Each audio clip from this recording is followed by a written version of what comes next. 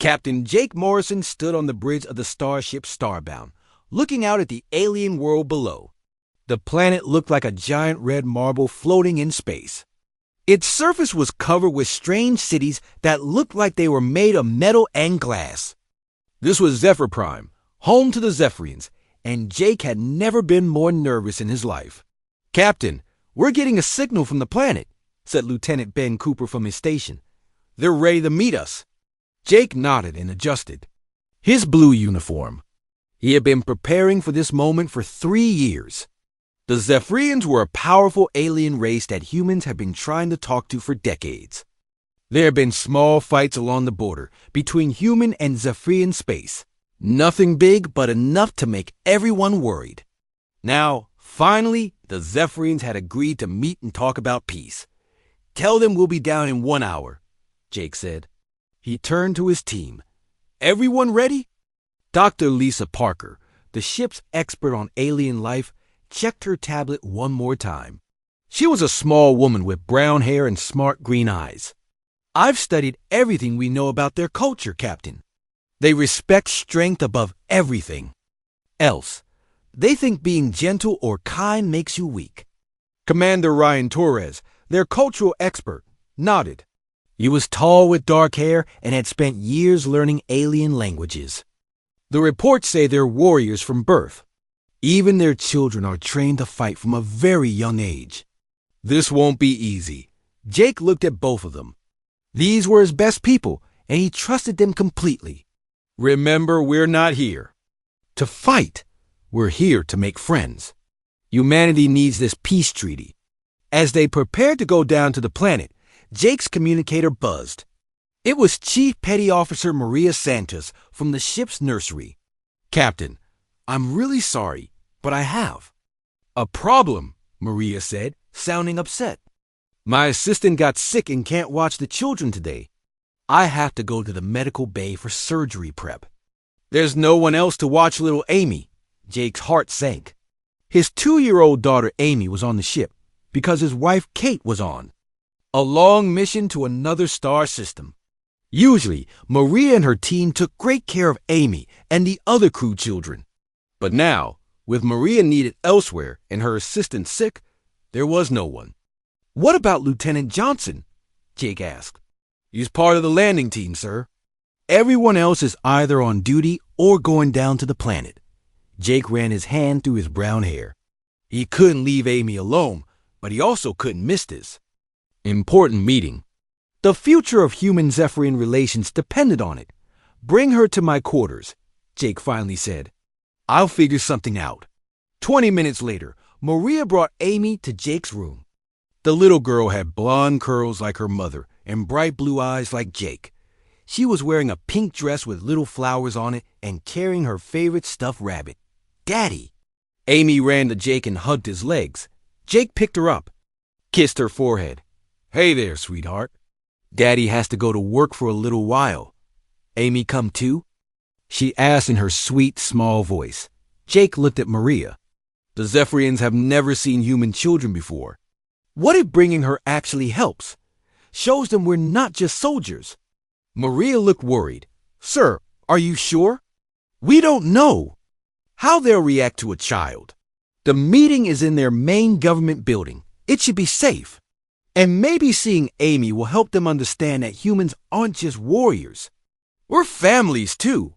Jake made his decision. Amy would come with them, but she would stay in a side room with a security guard while the adults talked out an hour later. Jake, Lisa, Ryan, and 2 security officers took a shuttle down to the planet. Amy sat on Jake's lap during the trip, looking out the window at the red world below. "Pretty," she said, pointing at the strange alien cities. "Yes, it is pretty," Jake agreed, though he was still nervous about what they would find. The shuttle landed at a big spaceport made of black metal. As they walked out, Jake was hit by the hot, dry air of Zephyr Prime. The sky was orange instead of blue, and everything looked different from Earth. A group of Zephyrians was waiting for them. Jake had seen pictures, but meeting them in person was still shocking. They were huge, at least 7 feet tall, with hard shell-like skin that looked like armor. Their eyes glowed amber yellow and they moved like predators. Even though they weren't carrying weapons, they looked dangerous. The leader stepped forward. He was bigger than the others, with darker armor and scars across his face. I am War Prime Kethran of the Zephyrian Empire. You are the human leader? I am Captain Jake Morrison of the Earthship Starbound, Jake replied, trying to keep his voice steady. This is Dr. Lisa Parker and Commander Ryan Torres. Kethran looked at them with those glowing eyes. Jake could feel the alien studying them, judging them. You are smaller than I expected. Weaker looking, Lisa stepped forward. We come in peace, War Prime. We hope to build understanding between our peoples. Kethran made a sound that might have been laughter, but it sounded more like a growl. Peace is for the weak. Strength is all that matters. We will see if humans have any strength worth respecting. As they walked toward the government building, Jake carried Amy while trying to look confident. The little girl was quiet, looking around at everything with wide eyes. She wasn't scared, just curious about this strange new place. The building was massive, made of the same black metal as everything else. Inside, it was cold and dark, with high ceilings and no decorations. Everything was built for beings much larger than humans. The child stays in the side chamber, Kethran said, pointing to a smaller room. This meeting is for adults only. Jake nodded and took Amy to the side room. Security Officer Davis would watch her while the meeting happened. Be good for Mr. Davis. Okay, sweetheart. Okay, Daddy, Amy said, already exploring the room and its strange alien furniture as Jake rejoined the others. He wondered if he had made the right choice bringing Amy. The Zephyrians seemed even more intimidating than he had expected. But it was too late to change his mind now. The most important diplomatic meeting in human history was about to begin, and his 2-year-old daughter was here to see it all. The meeting room was huge and made Jake feel very small. The table was built for beings much taller than humans, so Jake and his team had to sit on special high chairs that made them look like children. War Prime Kethran sat across from them, with 4 other Zephyrian leaders. Their amber eyes glowed in the dim light, and their armor made small clicking sounds when they moved. Humans, Kethran began, his voice deep and rough like rocks grinding together. You have asked for this meeting. You say you want peace, but what do you offer us? What strength do you bring? Jake cleared his throat. We offer friendship, trade, and knowledge sharing. Our 2 species could learn much from each other. Another Zephyrian, who had introduced himself as Battlelord Nexus, made that growling laugh sound. Friendship, knowledge, these are words for the weak. We are warriors. We take what we need. Dr. Lisa Parker leaned forward. But surely there are things you need that war cannot provide. Art, music, new ways of thinking. Art is for those who cannot fight, Kethran said coldly. Music is noise. Thinking is what we do before we strike our enemies. Commander Ryan Torres tried a different approach. What about your families? Your children? Don't you want them to grow up in a peaceful galaxy? The Zephyrians looked at each other strangely. Our young are born ready for war, said a third alien leader named Combat Prime Vex. They do not need peace. They need victory. Jake could see this was not going well. Every time they tried to talk about peace or cooperation, the Zephyrians only talked about fighting and strength. He was starting to think this mission would be a failure. 2 hours passed with little progress. Jake's head was starting to hurt from the tension. The Zephyrians seemed bored and uninterested in anything the humans had to say. Finally, Kethran stood up. We will take a break, the War Prime announced. You will join us for the evening meal. Perhaps food will give you strength to speak more wisely. The dining hall was even bigger than the meeting room. Long tables were arranged in rows, and the ceiling was so high that Jake could barely see it. The Zephyrians ate strange foods that looked like chunks of metal but smelled like cooked meat. They drank from cups that were too big for human hands. Jake sat with his team at one end of a table, feeling awkward and out of place. The Zephyrians talked among themselves in their own language, making harsh sounds that hurt Jake's ears. Sometimes they would look at the humans and make those growling laugh sounds. "This isn't working," Lisa whispered to Jake. "They don't respect." "You said all. Give it time," Jake whispered back, though he was thinking the same thing. Ryan leaned over. "Maybe we should try to show them some of our technology tomorrow. Prove we're not as weak as they think." Before Jake could answer, he heard a small voice calling his name. "Daddy! Daddy! Where are you?" Jake's heart jumped. That was Amy's voice. But she was supposed to be in the side room with Security Officer Davis. He turned around and saw his little daughter running into the huge dining hall. Her blonde curls bounced as she ran, and she was still carrying her stuck rabbit. "Amy?" Jake stood up quickly. "What are you doing here?" Behind Amy came Security Officer Davis, looking embarrassed and worried. "I'm sorry, Captain," she said. "She needed to use the bathroom, and when I opened the door, she just ran out. She's fast for such a little one." All the Zephyrians had stopped eating and were staring at Amy. Jake had never seen them look surprised before, but now their glowing eyes were wide with shock. They watched as the tiny human girl ran across the huge dining hall toward her father. "Daddy." Amy reached Jake and hugged his legs. "Amy hungry." Jake picked her up, very aware that every alien in the room was watching them. "Sweetheart, you're supposed to stay with Mr. Davis." "But Amy want Daddy," she said, putting her small arms around his neck. War Prime Kethron stood up slowly from his place at the head table. He was staring at Amy like he had never seen anything like her before. "What is this small creature?"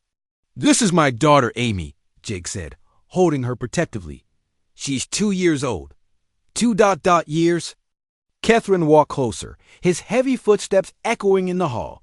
"But she is so small, so soft looking." Amy looked at the huge alien approaching them. Instead of being scared, she smiled her bright little smile. "Hello," she said in her cheerful voice. The Zephyrians all made surprised sounds. Kethron stopped walking, looking confused. "It she speaks to me?" "Amy is very friendly," Jake explained. "Human children are naturally curious and trusting." "Trusting?" Battlelord Nexus had also come closer. "But I'm a stranger, a different species. Why does she not fear me?" Amy looked at the second big alien and waved her little hand. "Hi." "Amy like your pretty eyes." The Battlelord actually stepped backward. "Pretty? She thinks my battle eyes are pretty?" Dr. Lisa Parker saw an opportunity to explain. "Human children are born without fear of strangers. They have to learn to be afraid. Amy sees you as just another new friend to meet." Amy wiggled in Jake's arms until he put her down. Then, to everyone's shock, she walked right up to War Prime Kethran. The massive alien warrior looked down at the tiny girl who barely reached his knee. "You're really big," Amy said, tilting her head back to look up at him. "Amy want to see." Before anyone could stop her, Amy grabbed onto Kethran's ceremonial robes and started trying to climb up his leg like he was a tree. The War Prime froze completely, not knowing what to do with this small human who was treating him like a jungle gym. "Amy, no." Jake started forward, but Kethran held up a hand to stop him. "Let her," the War Prime said quietly. "I want to understand this behavior." Amy managed to climb up to Kethran's waist level, where she could reach his large armored hand. She patted it gently with her tiny palm. "Nice," she said. Then, as natural as breathing, she leaned forward and gave his hand a small, soft kiss. The entire dining hall went completely silent. Every Zephyrian in the room stopped moving, stopped breathing, stopped making any sound at all. War Prime Kethran stared down his hand where Amy had kissed it, his amber eyes flickering with an emotion Jake had never seen before. "She..." "Kiss me," Kethran whispered, his rough voice barely audible. The small human showed affection. "To me, a stranger, a warrior." Amy smiled up at him. "Amy like you. You nice." For a long moment, nobody moved. Then Catherine slowly reached down with his other hand and very gently touched Amy's blonde curls with one massive finger. His touch was surprisingly gentle for such a fierce-looking creature. "I do not understand," he said, looking at Jake with confused eyes. "In all my years of war, no one has ever... Why did she do this thing?" Jake realized that something very important had just happened, though he wasn't sure exactly what. Because that's who Amy is. That's who humans are. We show love to others, even strangers. The War Prime continued to stare at Amy, who was now playing with the decorations on his armor like they were toys. "Love," he repeated the word like he was trying to understand its meaning. "She gives this ... love. Freely? Yes," Jake said simply. "That's what human children do." War Prime Catherine continued to stare at Amy as she played with the metal decorations on his armor. The other Zephyrians watched in complete silence, their glowing amber eyes fixed on the tiny human girl who had just done something impossible. In their world, "I must understand this," Catherine said slowly. "Dr. Parker, you study life forms. Explain to me why this small human shows kindness to a creature she has never seen before." Dr. Lisa Parker stood up carefully, knowing this was the most important explanation she would ever give. "War Prime, human children are born with what we call trust and love. They don't learn it. They're born with it already inside them." "Born? With trust?" Battlelord Nexus stepped closer, his voice full of confusion. "But that makes no sense. Trust gets you killed. Fear keeps you alive." Amy looked up at the Battlelord and held out her stuffed rabbit. "Want to hold Bunny?" she asked sweetly. Nexus stared at the small toy like it might explode. "What is this creature offering me? It's her favorite toy," Jake explained. "She's sharing it with you because she likes you." "She likes me," Nexus looked shocked. "But I am a warrior. I have killed many enemies. I am dangerous." Amy giggled, a sound like tiny bells ringing. "Bunny soft. Feel." Very slowly, the huge alien warrior reached out one armored finger and touched the soft fur of the stuffed rabbit. His eyes widened in surprise. "It is pleasant," he said, sounding amazed. "Soft and warm." Commander Ryan Torres saw his chance to help them understand. "War Prime, may I ask you about Zephyrian children? How do they behave when they're young?" Catherine looked away from Amy for a moment. "Our young are born knowing danger. They fear strangers from their first breath. They must, or they would not survive our world." "So Zephyrian babies are afraid of everyone?" Lisa asked. "Yes," said Combat Prime Vex. "They cry when strangers approach. They hide behind their parents. They know that unknown beings might hurt them." Amy had grown bored with the adults talking and was now exploring Catherine's armor more closely. She found a shiny button on his chest plate and started poking it with her finger. "Beep, beep," she said, pretending the button made sounds. "Amy, push button." Catherine looked down at her with something that might have been wonder. "She has no fear of me at all." "None," Jake confirmed. "To Amy, you're just a new friend who happens to be very tall." "But how do human children survive if they trust everyone?" asked Battlelord Nexus. "On our world, such behavior would lead to death within hours." Ryan nodded. "That's the difference between our worlds. Earth became a place where humans could afford to be trusting. We learned to protect our children so they could keep their natural love and kindness." "You protect the soft ones," Kethron sighed thoughtfully. "You keep them safe so they do not need to become hard." "Exactly," Lisa said. "We believe that keeping our children's ability to love and trust makes them stronger, not weaker." Amy had found a new game. She was now patting Catherine's hand and saying pat, pat, pat each time. The War Prime watched her tiny hand touching his massive armored one with complete fascination. "War Prime," another Zephyrian leader spoke up. This one had been silent until now. "I am curious about something. Dr. Parker, you say human children are born trusting. But what happens when they grow up? Do they become warriors like us, Lisa shook her head. Most humans keep that ability to love and trust their whole lives. We don't see it as weakness. We see it as our greatest strength. How can love be strength? Combat Prime Vex asked. Love does not win battles.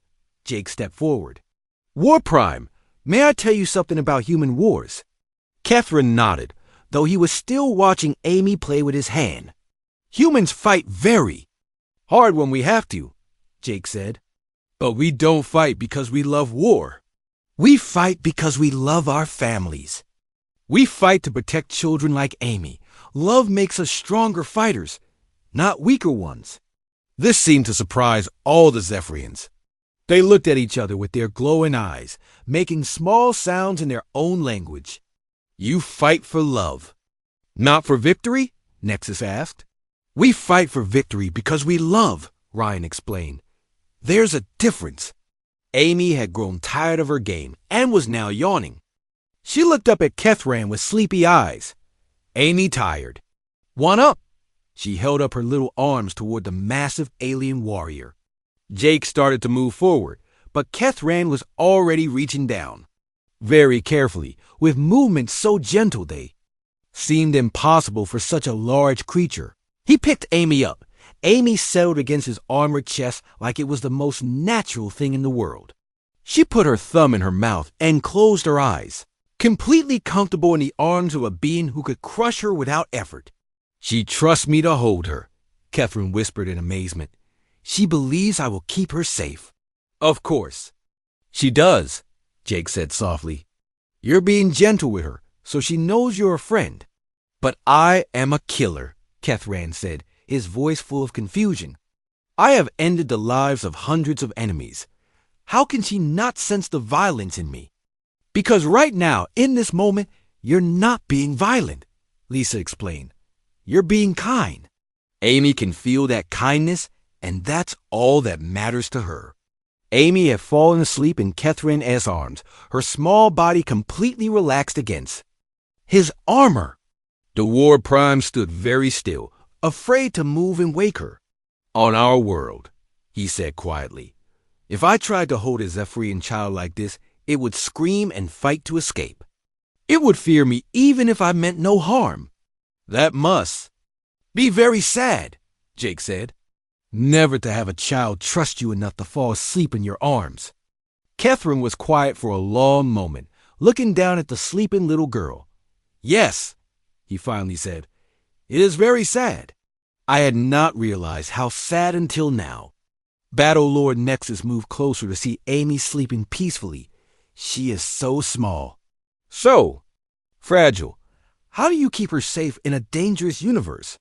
We work together, Ryan said. All humans help protect all children. We make safe places for them to grow up.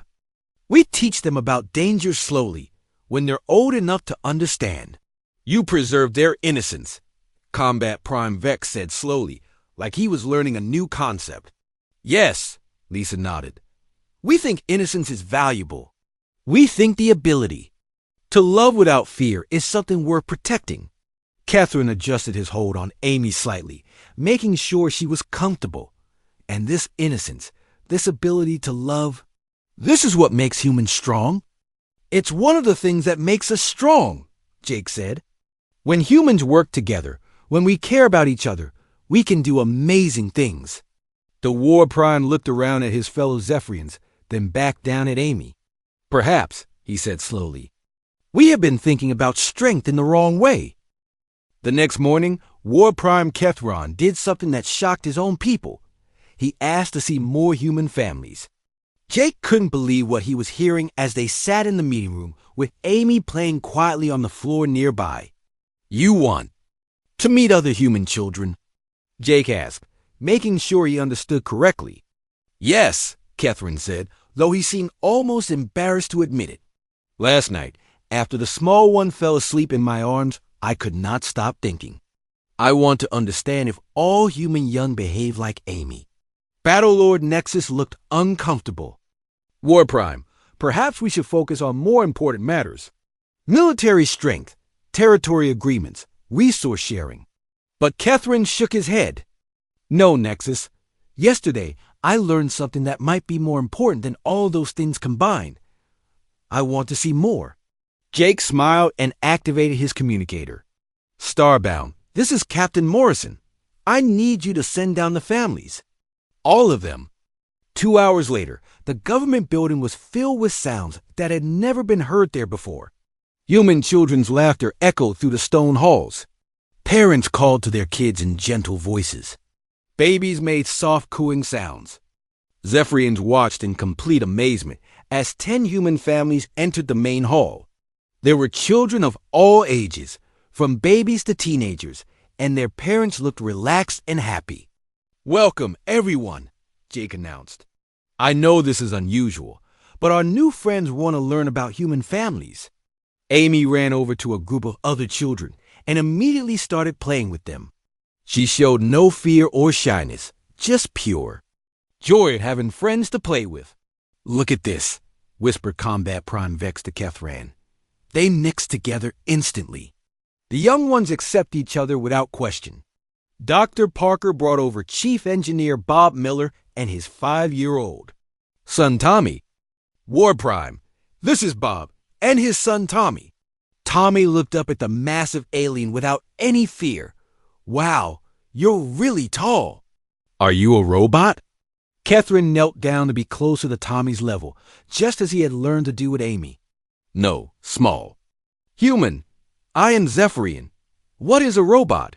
It's a machine that looks like a person, Tommy explained seriously.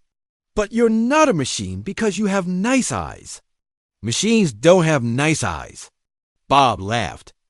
Tommy thinks everyone with interesting features must be a robot. Last week he asked our ship's computer if it wanted to be his friend. Your child speaks to machines as if they were alive? Battlelord Nexus asked. He talks to everything, Bob said with a proud smile. Tommy believes everything deserves kindness. Plants, animals, machines, people.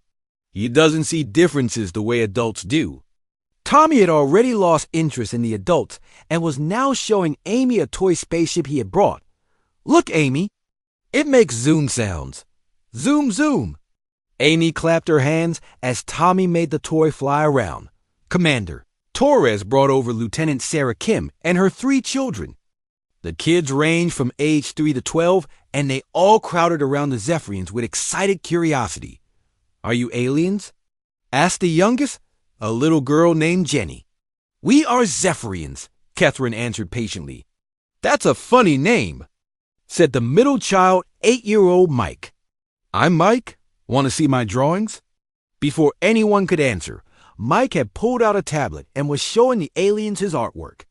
The pictures were simple but colorful, showing spaceships and planets and stick figure families. This one is my family, Mike explained, pointing to 4 stick figures holding hands. That's Mom, Dad, me, and Jenny, and this is our dog Spot. But he stayed on Earth. You create images of your family unit, Combat Prime Vex observed. Why? Because I love them, Mike said, like it was the most obvious thing in the world. I draw things I love. The oldest child, 12-year-old Lisa Kim, was less talkative but still friendly. She watched the aliens carefully and then asked, Do you have families too? Kethran paused before answering. Yes, we have families, but they are different from yours. Different how? Lisa asked. Our young do not play together like yours do. They do not share toys or laugh together. They prepare for war from the moment they can walk. Lisa frowned. That sounds sad. Don't they ever get to just be kids? What does it mean to just be kids? Battlelord Nexus asked Lieutenant Kim step forward to explain. It means they get to play, explore, make mistakes, and learn about the world without pressure. They get to be innocent and happy. Show them the game, Mike suggested to the other children. Soon, 6 human children had formed a circle and were holding hands. They started singing a simple song while walking in a circle.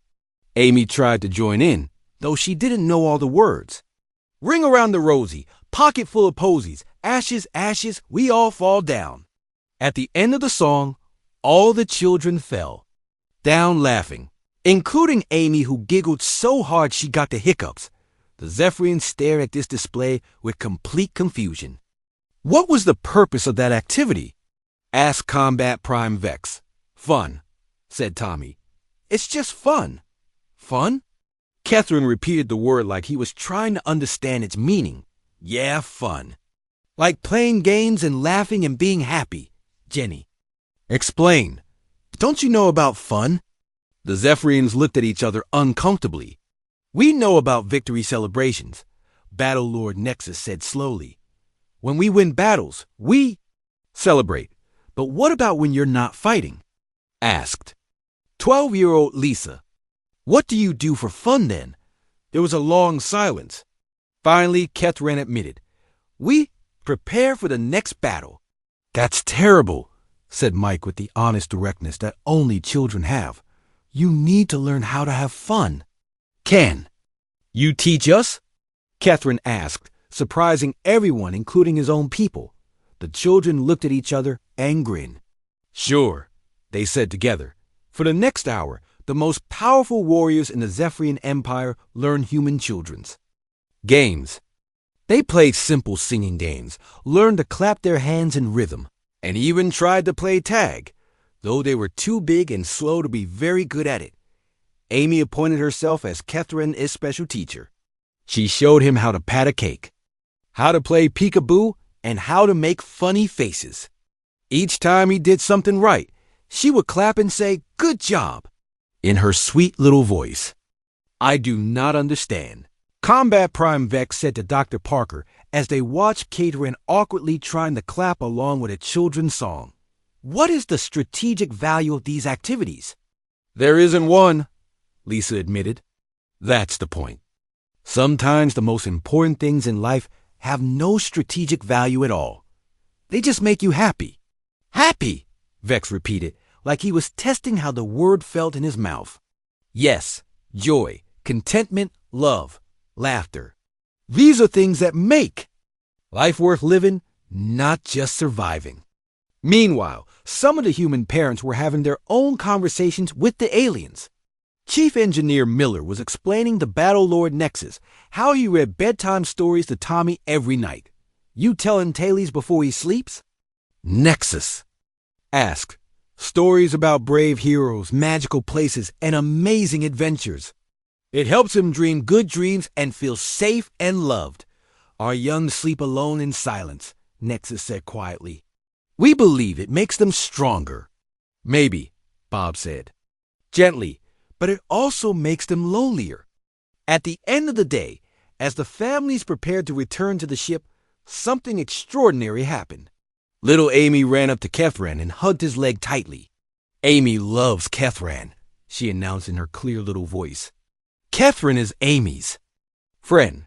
The War Prime knelt down and very gently touched her blonde hair.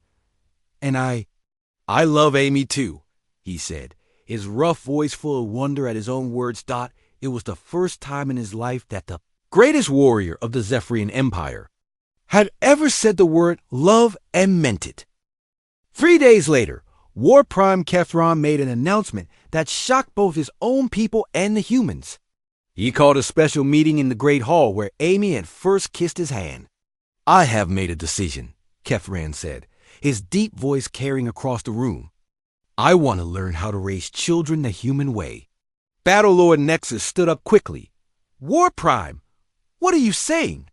Our ways have made us strong for 1,000 years. Have they? Kethran asked, looking directly at his old friend. Tell me, Nexus, when was the last time you felt joy?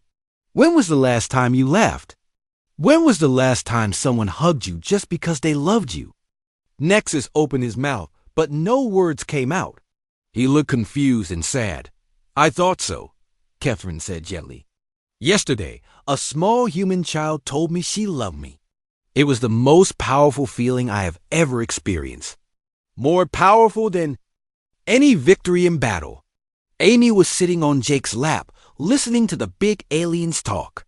She didn't understand all the words, but she could tell Kethran was upset about something. She wiggled down from her father's arms and walked over to the War Prime, Kethran said. she asked, looking up at him with concerned blue eyes. Catherine knelt down to her level. Yes, little one, Catherine is a little sad. Amy patted his armored hand. Amy, make it better. She stood on her tiptoes and gave him another small kiss on his hand. Kiss make everything better. The huge alien warrior's amber eyes grew bright, with unshed tears. Yes, he whispered. Kiss does make everything better. Dr. Parker cleared her throat. War Prime, if you're serious about this, we could help. We could share our knowledge about child development and family bonding. What exactly are you proposing? Ash Combat Prime Vex. Jake stood up, an idea forming in his mind, a cultural exchange program. Human families could visit Zephyr Prime and show you how we raise our children. In return, Zephyrian families could learn new ways to connect with. They're young, but our children are not like yours, Battle Lord Nexus protested. They are born with fear and aggression. They cannot be changed. Are you sure about that? Commander Torres asked. Have you ever tried? Have you ever shown them gentleness and love? The Zephyrians looked at each other uncomfortably. It was clear that the answer was no. There is something else, Catherine said slowly. I must tell you. About my own child. Everyone in the room grew quiet. Even Amy seemed to sense that something important was happening. I have a son, Catherine continued. His name is Thyron. He is 7 years old by your counting. Since birth, he has been trained to fight, to fear strangers, to trust no one outside our family unit. That's normal for Zephyrian children, Dr. Parker said gently. Yes, but... Catherine paused, struggling with his words. But sometimes I see him watching other young ones playing their war games, and he looks lonely. He looks like he wants to join them, but he is too afraid. Amy had been listening quietly, but now she tugged on Catherine's robes. Catherine have little boy? Yes. Amy, I have a little boy. Amy want to meet little boy. Amy play with him. The idea clearly terrified Catherine. Oh, small one, I do not think that would work. Thyron would be too frightened of you. But Amy nice. Amy make friends with everyone. Jake had an idea. War Prime. What if we started slowly? What if Amy just existed near your son? No pressure to interact. Just let him see that not all strangers are dangerous. You would risk your child for this experiment. Ask Combat Prime Vex. Amy isn't afraid of anyone, Jake said with a smile. And she has a gift for making friends. Maybe she could help your son learn that the universe isn't all scary. Catherine was quiet for a long time, thinking. Finally, he nodded. I will bring Thyron here tomorrow. But if he becomes frightened, we stop immediately. The next day, War Prime Catherine arrived with his son. Thyron was smaller than Jake had expected, about the size of a 10-year-old human child, but he already had the beginnings of the armor-like skin that all adult Zephyrians had. His amber eyes darted around the room nervously, and he stayed close, behind his father. This is Thyron, Catherine said proudly, though his voice was gentle when he spoke to his son. Thyron, these are the humans I told you about. The young Zephyrian peeked out from behind his father, but said nothing. He looked ready to run at any moment. Amy was playing with her blocks on the floor nearby. Jake had told her to just play normally, and not to approach Thyron unless he came to her first. She looked up when Kethron spoke, saw the scared little alien boy, and gave him a friendly wave. Hi, she said cheerfully, then went back to her blocks. Thyron stared at her in amazement. Father, he whispered in his own language, why is the small alien not attacking me? She is not an alien to herself, Catherine explained quietly. To her, we are the aliens. And humans do not attack. They share and play and show kindness. For an hour, Thyron watched Amy play while staying safely behind his father. Amy continued to build towers with her blocks, occasionally looking over and smiling at him, but never trying to force an interaction. Finally, Amy built a particularly tall tower and clapped her hands in delight. Look, Amy made big tower. Thyron took a small step forward to see better. The tower was impressive for such a small child. "You built that yourself?" Thyron asked in careful, slow English. Amy nodded. Proudly. "Amy build towers. Want to help?" Thyron looked terrified at the invitation, but also curious. I do not know how to build. I only know how to knock things down." "That's okay. Amy teach you." She held out a block toward him. "Here, put on." Top. Very slowly, Thyron reached out and took the block. His hand was shaking, but he carefully placed it on top of Amy's tower. "Good job!" Amy clapped her hands. Thyron good building. For the first time in his young life, Thyron smiled. It was a small, hesitant smile, but it was real. I like building," he said quietly. "Building fun. Amy like building too." Dr. Parker watched this interaction with tears in her eyes. She whispered to Catherine, "Your son isn't naturally aggressive. He's just scared. Look how gentle he's being with her." Catherine nodded, his own eyes bright with emotion. "He has never played before. I did not know he wanted to." Over the next 2 hours, Amy and Thyron built an entire city of blocks together. Amy chattered constantly, telling him about her favorite colors and her stuffed rabbit and how much she liked spaceships. Thyron mostly listened, but gradually he began to share small things too. "On my world, the sky is always red," he told her. "Red pretty," Amy said. "Amy like red." "Do you really? I thought all humans like blue skies like yours." Amy: "Like all colors, color's pretty." By the end of the day, Thyron was sitting next to Amy instead of hiding behind his father. When it was time to leave, he looked sad. "Will the small human come back tomorrow?" he asked his father. "Her name is Amy," Catherine said gently. "And yes, if she wants to, Amy can come back tomorrow." "I want," Amy said immediately. "Thyron, my friend." As they prepared to leave, something wonderful happened. Thyron, copying what he had seen Amy do with his father, reached out and gently patted Amy's hand. "Thank you for teaching me to build," he said shyly. Amy beamed at him. "Friends help friends." That night, Catherine sent a message to the Zephyrian High Command. He officially requested permission to begin a cultural exchange program with humanity. His reason was simple. Our children deserve the chance to learn how to love. 6 months later, Jake stood in the same great hall where everything had started, but now it looked completely different. The cold, dark room was filled with colorful drawings made by Zephyrian children. Toys were scattered across tables that had once been used only for war planning. Most amazing of all, the sound of laughter echoed through the stone halls. The cultural exchange program had been approved by both governments, and the results were better than anyone had dreamed. 20 human families now lived on Zephyr Prime, teaching Zephyrian parents how to play with their children, how to show affection, and how to create safe spaces for learning and growth. Amy, now almost 3 years old, had become something of a legend on the planet. The Zephyrians called her Little Ambassador and the child who taught love. She didn't understand the fancy titles, but she loved having so many friends to play with. "Daddy, look!" Amy called to Jake from across the room. She was sitting in a circle with 5 young Zephyrians, including Thyron, teaching them a new clapping game, Amy teaching song. Jake watched with pride as his daughter led the alien children in a simple rhythm game. 6 months ago, those same children would have been too scared to sit near a human. Now they laughed and played just like any Earth children. Dr. Parker approached Jake with a tablet full of data. "Captain, you need to see these results. The changes in Zephyrian children who've been part of the program are remarkable."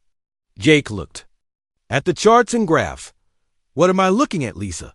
"Stress levels, fear responses, social behaviors," she explained. "The Zephyrian children in the program show dramatically lower anxiety levels. They're more curious, more creative, and much more willing to try new things." "And the parents?" "That's the really amazing part. The adult Zephyrians are changing. 2. Learning to be gentle with their children is teaching them to be gentler with each other. We're seeing less aggression, more cooperation, better problem-solving skills. Commander Torres joined them. The Zephyrian government is planning to expand the program planet-wide. They want every family to learn these new methods. What about the resistance? Jake asked. He knew that not all Zephyrians were happy about the changes. Still there, but smaller every day, Ryan reported. It's hard to argue against results. Families in the program are happier, healthier, and more united than they've ever been. Across the room, War Prime Kethran was kneeling on the floor, helping. A group of children built a massive castle out of blocks. The sight still amazed Jake. The most feared warrior in the galaxy was now known for his gentle patience with young ones. Kethran, tower falling, called out a little Zephyrian girl named Lixa. She was one of the first children to join the program after Thyron. Here, let me help, Kethran said softly, carefully supporting the wobbly structure. What do you think? We need to make it stronger? More blocks on bottom, suggested Thyron, who had become quite the expert builder. Very good thinking, my son, Kethran said proudly. Amy clapped her hands. Thyron's so smart. Amy proud of Thyron. The young Zephyrian boy beamed at the praise. Over the months, he had transformed from a scared, withdrawn child into a confident, happy one who loved to learn and play. Battlelord Nexus approached the group. He had been one of the biggest skeptics at first, but even he had to admit the program was working. War Prime, the council meeting is about to begin. Kethran looked. Up from the children's game. Of course. Children, I must go to a meeting now. Continue building, and I will see your progress when I return. Bye, Kethran, Amy waved. Amy, love you. And I love you too, little ambassador, Kethran replied. Words that 6 months ago he never could have imagined saying. The council meeting was being held to discuss the most important decision in Zephyrian history. The success of the exchange program had led to a proposal that would change their entire society. The question before us today, announced High Counselor Rex, is whether to officially adopt human child-rearing methods as our new standard. This would mean changing laws, traditions, and beliefs that have existed for over 1,000 years. There was murmuring among the council members. Some were excited about the changes. Others were worried about abandoning their warrior traditions. I have seen the results myself, said Counselor Brix. My own grandson is part of the program. For the first time in his life, he hugs me when I visit. He shows me drawings he has made. He tells me he loves me. But what about our military strength? Asked Counselor Thane. If we raise our children to be gentle, how will they defend our world? Kethran stood to address the council. Honored counselors, I have something to show you. He activated a holographic display that showed images from the past 6 months. Children playing together, families hugging, parents reading stories to their young ones. These children are not weaker than we were, Kethran explained. They are stronger. They work together better. They solve problems more creatively. They protect each other more fiercely because they truly care about each other. The humans fight just as hard as we do when they need to, added Battlelord Nexus, surprising many by supporting the changes. But they fight for love, not just for victory. That makes them more determined, not less. High Counselor Vrex nodded thoughtfully. What do you propose? I propose we create a new tradition, Kethran said. Let us declare today the Day of Innocent Love, a celebration of what a small human child taught us about the true meaning of strength. And what did she teach us? Asked Counselor Brix. That love is not weakness. Love is the greatest strength in the universe. It gives us reasons to fight, reasons to protect, reasons to build better worlds for our children. The vote was unanimous. The Zephyrian Empire officially adopted new child-rearing practices based on human methods. More importantly, they established the Day of Innocent Love as an annual holiday celebrating the power of unconditional affection. Later that evening, Jake found Amy and Thyron playing quietly together in the gardens outside the government building. They had built a small fort out of cushions and were pretending it was a spaceship. "We're flying to Earth," Byron explained excitedly. "Amy is teaching me about blue skies." "That sounds wonderful," Jake said. Sitting down beside them, Amy crawled out of the fort and climbed into her father's lap. "Daddy, Amy helped, right? Amy made friends with everyone." "Yes, sweetheart, you helped more than you'll ever know." As the three of them sat together watching the red Zephyrian sunset, Jake reflected on how much had changed. A simple kiss from a 2-year-old had transformed an entire civilization. Amy had shown the Zephyrians that their greatest strength wasn't their armor or their weapons. It was their capacity to love and be loved. War Prime Catherine approached them in the garden. "Captain Morrison, I wanted to thank you again for bringing your daughter to our world." "I think Amy would say you're welcome," Jake replied with a smile. Catherine knelt down beside them. "Little ambassador, because of you Zephyrian children will grow up knowing love instead of only fear. Families will hug instead of just preparing for war. You have given us the greatest gift possible. You have taught us how to be happy." Amy looked up at the big alien warrior who had become like family to her. "Catherine happy makes Amy happy.